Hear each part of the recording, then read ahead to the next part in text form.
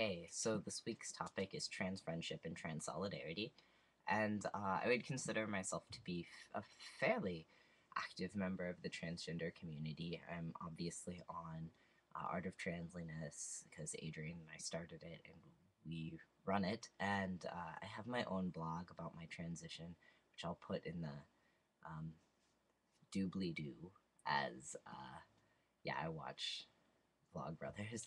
Um, and I'm obviously on YouTube, so I am fairly active. It was really helpful for me early on in my transition to be all up on YouTube.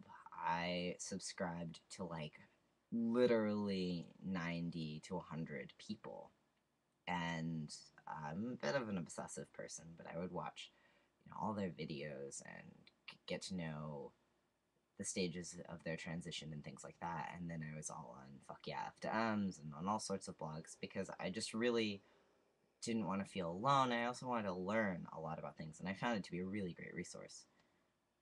Uh, and then also, I'm really close friends with Adrian, and we used to live in the same town, but we don't anymore. And we would meet up all the time. We still talk about gender things all the time, and that was really helpful. And that bond is probably would have been close even if we weren't trans. Not that we're super similar, but we run in the same circles and things like that. But it was definitely closer because we are trans. It definitely has brought us closer together. And that friendship's just like been integral to my well-being and everything like that. And I can definitely see how having the friendship of another person in the same situation was very important to me. One thing about the trans community that I've noticed is there are people on the fringes of it who identify their transgender status as being more like a birth defect and don't identify with the transgender community. And I kind of understand that because although I don't feel that way necessarily, it seems like the a lot of the community is focused on people early on in their transitions. So there's a lot of information out there about how to get a binder, and a lot of information out there on like how to raise money for top surgery, but not a lot of information out there like um, how to come out to your sorry, I bring this up all the time, but how to come out to your girlfriend's mom as trans when she has known you as male for the year that you've been dating your girlfriend, which is my situation right now. But not a lot of information about those topics, and it can get frustrating and annoying when you've been living a stealth for a while to keep getting the same questions about binding and the same questions about top surgery that you feel like you've seen answered a million times. And so there is this larger, dominant group of people who are younger and earlier on their transitions. And I can see where that would be frustrating. And I know that's not the only reason that people wouldn't want to be members of the trans community. There are all sorts of other issues, but I can see that issue. Um, and I felt that way for a little bit, but I also understand how helpful that was to me. But I'm still like, I wish that there's a database, all this information so that we could move on, you know. But yeah.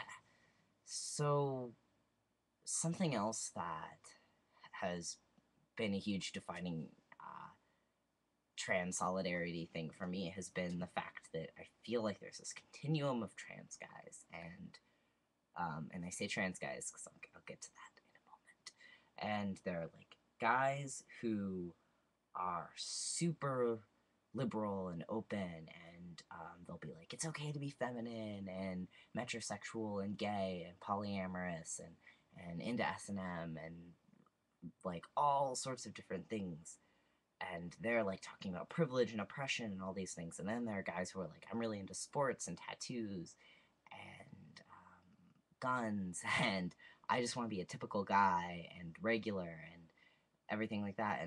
And obviously it's a spectrum. There are people, most people are in between, but I feel totally separate from that because I identify with both groups but I'm like, I don't know, because I'm very Midwestern and monogamous and a little not conservative at all. I would not consider myself conservative, but compared to them, I'm conservative, and compared to them, I'm liberal. I just feel very different sometimes. And the reason I say trans men is I feel like the trans male community's over here and the trans feminine community's over here, and we like hardly ever get together. Adrian and I went to coffee with a little group of trans people in our community, and one was a trans woman and then another trans man. And getting to know her was really cool. And I feel like it would just be better all around if we got to know trans women and like invited them into our circles. But I also understand why we don't as much because we don't have a whole lot in common. Like it's the whole processes are so different. But the we should be better allies to them, and we should reach out to them because they're in a similar situation to us, and like trans solidarity is important across the spectrum of these people who are more liberal, or these people who are more conservative, and these people who don't identify as trans, and these people who do, and genderqueer people. I feel like we should all be working together, just because as soon as a movement gains momentum, the people who are already privileged within the movement, so the white, heterosexual, masculine trans guys, are going to get ahead first, and I don't want them, or us, I suppose. I don't really know what camp I would be in, to be leaving out people who are more on the fringe of society. So we should all work together for our liberation.